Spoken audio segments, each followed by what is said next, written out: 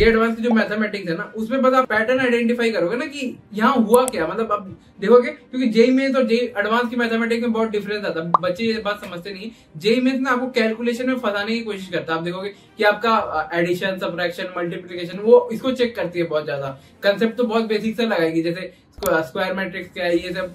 और on other hand J advance की mathematics एक दो चैप्टर का कंसेप्ट यूज करती है, बट उसका अगर आपको दिख रहा होगा ना जे एडवांस की मैथमेटिक्स में इतना बड़ा टर्म है, तो रिड्यूस होकर इतना सा हो जाएगा, वो इतना छोटा सा हो जाएगा। तो नमस्कार दोस्तों, मेरा नाम रोहित शॉ है। करेंटली मैं IIT दिल्ली में पढ़ रहा हूँ, और ये वीडियो एक तो मैथमेटिक्स पे है, जिस चीज से बच्चों को बहुत डर लगता है। और बहुत दिन से आप लोगों ने मेरे कमेंट में स्पैम कर दिया कि मैथमेटिक्स पे कुछ बताओ भैया। और मैं अभी करेंटली 3rd ईयर में हूँ। जिनको नहीं पता, मेरी ब्रांच मैथमेटिक्स एंड कंप्यूटिंग है, one of the top branches of IIT Delhi. उसका मैं स्टूडेंट हूँ, और मैं अभी 3rd ईयर में हूँ, तो मेरे को 2 साल हो गया यहाँ मैथमेटिक्स पढ़ते हुए। तो मैथमेटिक्स को कैसे स्ट्रॉन्ग करते हैं, और I think I am the right person to guide you, क्योंकि मेरी मैथमेटिक्स जेई में भी उतनी स्ट्रॉन्ग नहीं थी, फिर कॉलेज में भी थोड़ा बहुत स्ट्रगल करना पड़ा। बट एट दिस मोमेंट, जब मैं 3rd ईयर में हूँ, मेरे को पता चल गया कि मैथमेटिक्स करते कैसे, उसका बेसिक अप्रोच क्या होना चाहिए मैथमेटिक्स के टूवर्ड्स एक बच्चे का या एक एस्पिरेंट का। तो ये वीडियो को पूरा देखना।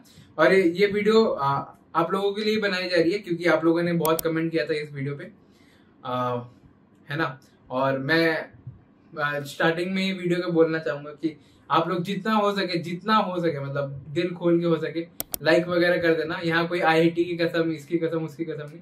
आपका दिल करे तो लाइक करना, अच्छा नहीं लगे तो मत लाइक करना। तो लाइक वगैरह कर दीजिएगा। आप लोग ज्यादा से ज्यादा, आप लोगों के लिए और ज्यादा से ज्यादा अच्छी वीडियोस बनाने की कोशिश रहेगी मेरी, अगर आप लाइक और सब्सक्राइब वगैरह कर दोगे। एक इंटरनल मोटिवेशन आता है मेरे को भी थोड़े बच्चों की हेल्प करने के लिए। तो फिर स्टार्ट करते हैं, अपार्ट फ्रॉम लाइक और सब्सक्राइब मांगने की भीख के अलावा, है ना, जो करते हैं बहुत यूट्यूबर्स। तो मैंने भी सोचा मैं भी एक बार ट्राई करके देखता हूँ। स्टेप 1, जो सबसे पहली जो मैथमेटिक्स में जो दिक्कत होती है ना, एक्चुअली क्वेश्चन, जो मैं एक वीडियो बनाई थी मैथमेटिक्स की, skip this chapter for mathematics JEE 2020 advance 2024, तो उसमें ना बहुत बच्चों ने उस वीडियो का रिस्पॉन्स उतना अच्छा नहीं था, पता नहीं क्यों। बट उस वीडियो में मैंने जो समझाया ना, मैथमेटिक्स वही है। Mathematics is all about identifying patterns. कि जो जेईई एडवांस की मैथमेटिक्स आप देखोगे ना, प्रीवियस ईयर क्वेश्चन आप कोई सा भी उठा के ले लो, आप फिर कमेंट करना इस वीडियो में कि मैंने गलत बोला या सही बोला, है ना। मैं तो पूरा सही बता रहा हूँ।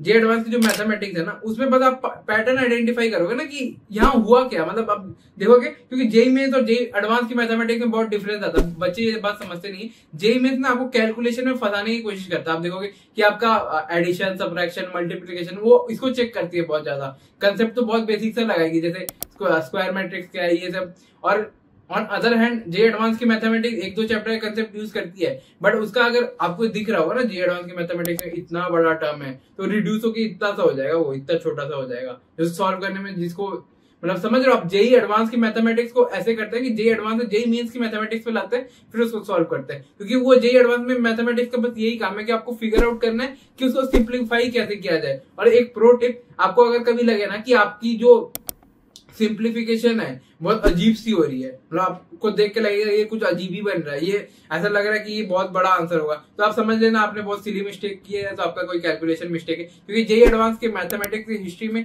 ऐसा हुआ ही नहीं कि जो मैथमेटिक्स का क्वेश्चन है उसको छोटा करने की कोशिश की गई, उसको नैरो डाउन करके एक आंसर पे लाने की कोशिश की, ना कि एक बड़ा सा प्रॉब्लम स्टेटमेंट दिया, अब इस प्रॉब्लम स्टेटमेंट से आंसर उसको और इतना बड़ा हो गया। ऐसा नहीं होता जे एडवांस में, तो एटलीस्ट ऐसा नहीं होता। मैंने नहीं देखा, मैंने लास्ट 40-50 साल के PYQ करके भी देखे हुए थे अपने प्रिपरेशन टाइम में, तो ऐसा मैंने कभी फेस नहीं किया।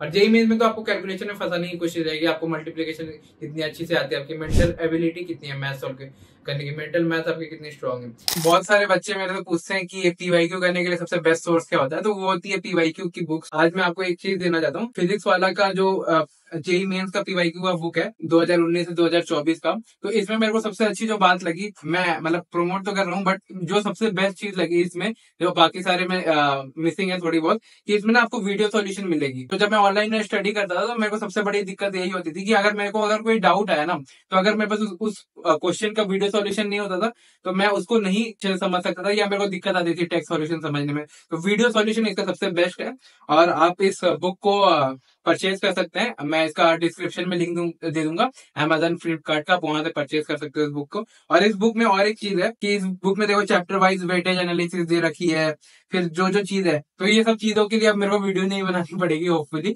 कि आप 10 दिन में जेई कैसे करो, how skip this chapter for JEE mathematics physics, ऐसे टाइप की वीडियोस। अब यही सब चीजें आपके लिए बहुत ज्यादा यूजफुल होगी और ये सब आप देख लोगे ना, आपको कोई स्ट्रेटेजी वगैरह की जरूरत नहीं पड़ेगी और बहुत यूजफुल है।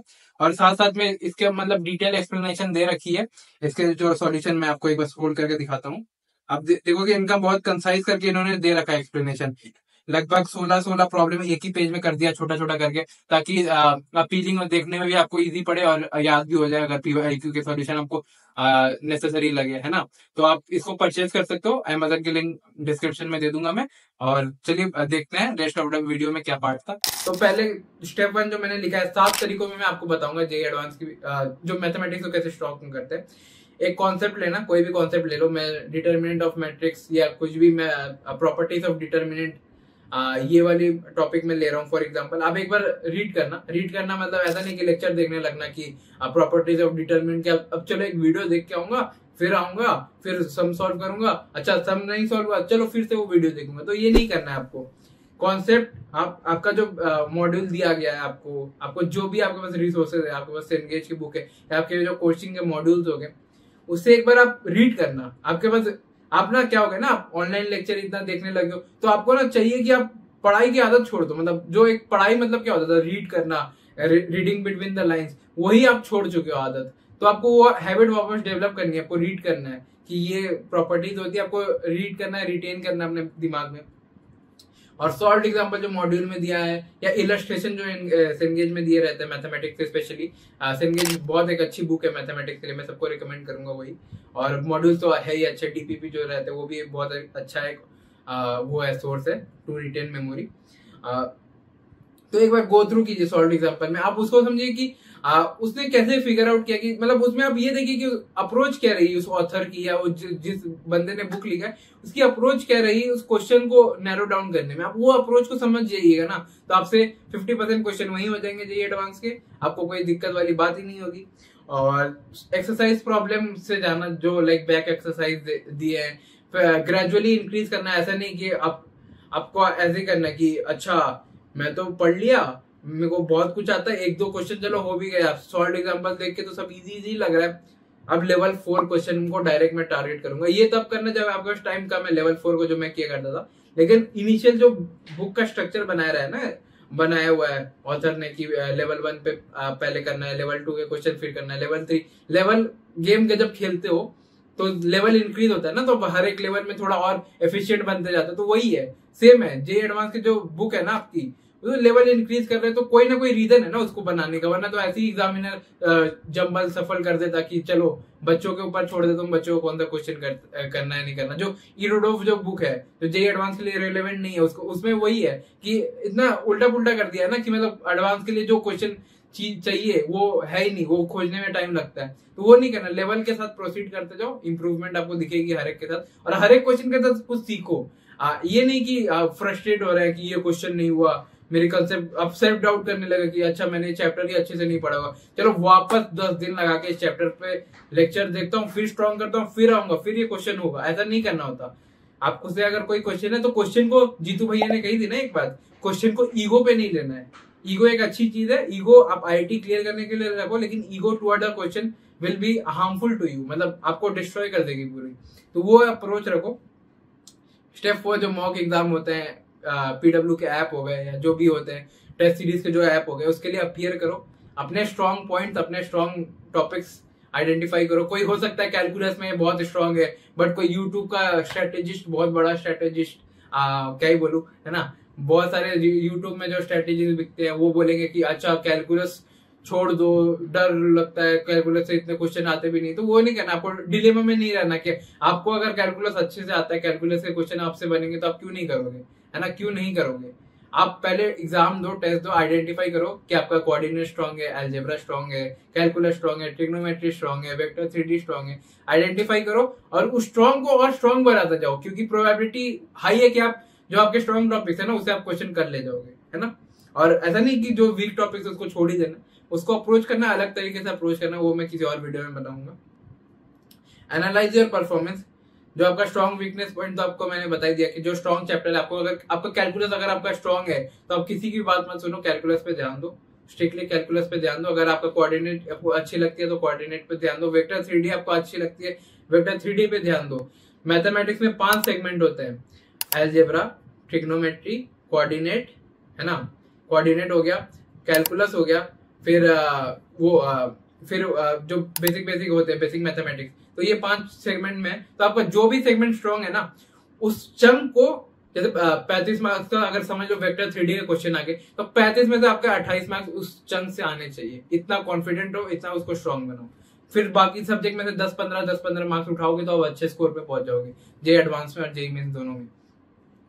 कंसोलिडेट योर लर्निंग, तो आपको पता रहना चाहिए कि आपको कौन सा क्वेश्चन करना है, आपको कौन सा क्वेश्चन छोड़ना है, कि मतलब आपको पता रहना चाहिए कि ऐसा नहीं कि आपका स्ट्रॉन्ग पॉइंट था वेक्टर 3D और आप कैलकुलस के क्वेश्चन करने लगे जस्ट बिकॉज पेपर में कैलकुलस की वेटेज ज्यादा है। नहीं, उस क्वेश्चन पेपर में जरूर ना जरूर कोऑर्डिनेट का भी क्वेश्चन आया होगा, वो करो अगर आपको वो स्ट्रॉन्ग है। सबसे पहले आप वो उठाओ, है ना, और एंजॉय करो। ये जो प्रोसेस है वापस मैंने बताया, जो एक बार समराइज करता हूँ, कि आप पहले कंसेप्ट को पढ़ो थ्रू बुक्स, ऐसे नहीं थ्रू लेक्चर तो आपने देख लिया है ना, थ्रू बुक्स। आप समझो कि मैथमेटिक्स की लैंग्वेज को समझो। Mathematics is not a subject, बोलते हैं ना साइंटिस्ट की, मैथमेटिक्स एक सब्जेक्ट नहीं, एक लैंग्वेज है। उस लैंग्वेज को समझो, जैसे चाइनीज हो गई, मैंडरिन हो गई, फ्रेंच है, वो एक लैंग्वेज है। लैंग्वेज को समझने की कोशिश करो, आप हर एक टर्म को समझने की कोशिश करो। एप्सिलॉन क्या है, फंक्शन क्या है, फंक्शन बोलता है क्या है, फंक्शन रिप्रेजेंट क्या करता है, मॉडुलस है क्या, आप इस लैंग्वेज को समझो, है ना। फिर धीरे धीरे प्रोसीड करो, सॉल्व एग्जांपल, इलस्ट्रेशंस हो गए सेंगेज के, उससे